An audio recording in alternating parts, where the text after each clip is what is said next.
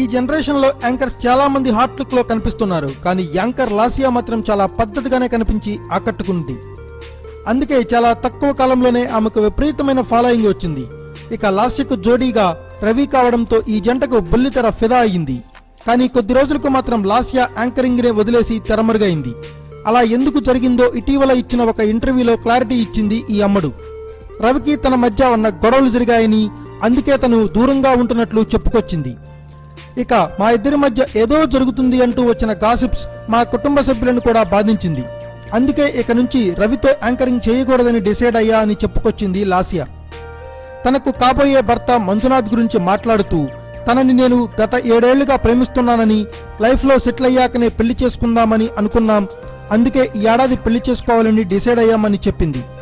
ప్రస్తుతం రాజా నువ్వు కేక అనే సినిమాలో హీరోయిన్ గా నటిస్తున్న లాస్యా అది పూర్తయిన తర్వాత మార్చిలో మళ్ళీ యాంకరింగ్ స్టార్ట్ చేస్తానని క్లారిటీ ఇచ్చింది. కానీ రవితో మాత్రం కాదట. సో బుల్లితెర ప్రేక్షకులు ఈ జంటను ఇక నుంచి కలిసి చూడడం జరగదన్నమాట. ఈ వార్త తెలిసి ఇప్పటికే చాలా మంది సోషల్ మీడియాలో కామెంట్స్ వర్షం కురిపిస్తున్నారు. చూడాలి మరి చివరికి ఏం జరుగుతుందో. Thanks for watching. Please subscribe our channel.